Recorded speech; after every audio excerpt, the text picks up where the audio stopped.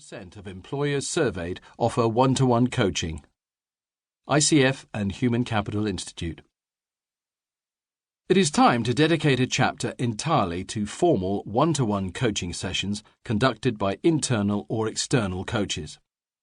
Setting up formal coaching sessions, dedicated periods of time in which one-to-one coaching will occur, requires a structure to be in place at the outset. Whether you're an internal or external coach conducting formal coaching sessions in organizations, here are some guidelines to help you get the best from your coaching. Time periods for formal coaching.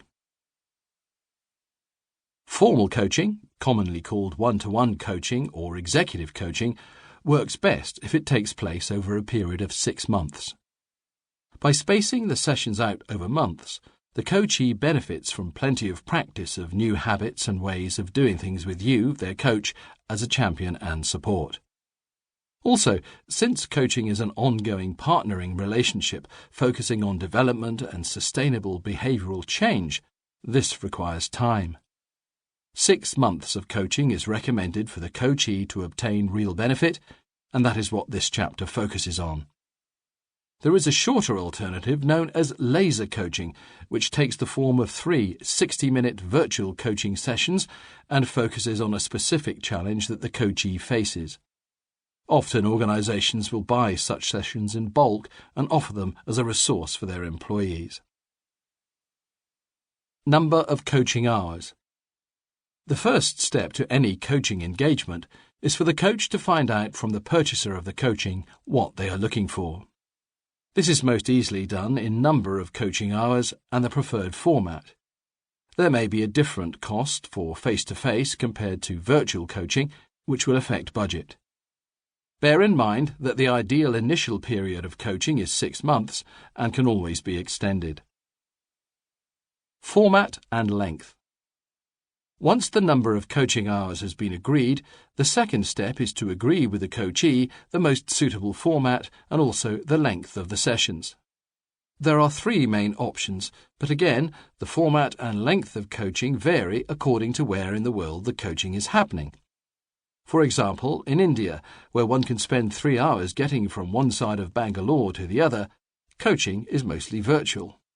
In contrast, in the Middle East, coaching sessions are most often face-to-face and can last up to 3 hours. At Performance Consultants, every coaching engagement ends with a one-to-one evaluation of 60 minutes. How to conduct an evaluation is covered in Chapter 19.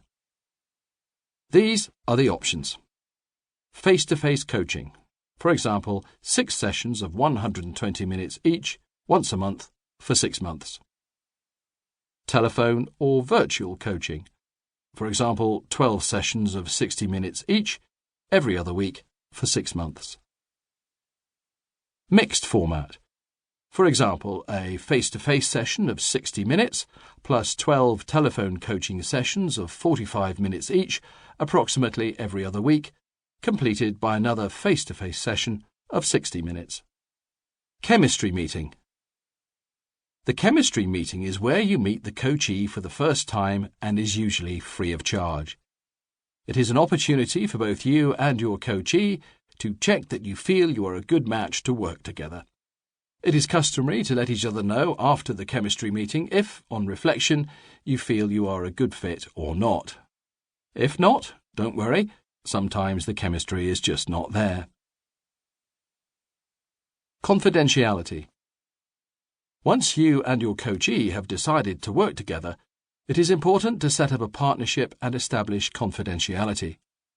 Confidentiality is key to any coaching relationship, and the boundaries need to be defined at the outset. Imagine being your coachee who is going to discuss deep and personal issues. Without confidentiality, coachees, particularly in organizations, will be unwilling to share sensitive information that could be important to the coaching, and this will very likely limit its positive impact. As the coach, you need to be clear about who has engaged you, their relationship to the coachee, and who you are accountable to regarding the coaching. For example, you might have been engaged by a leader to work with a team member, an individual who engages you through the HR department,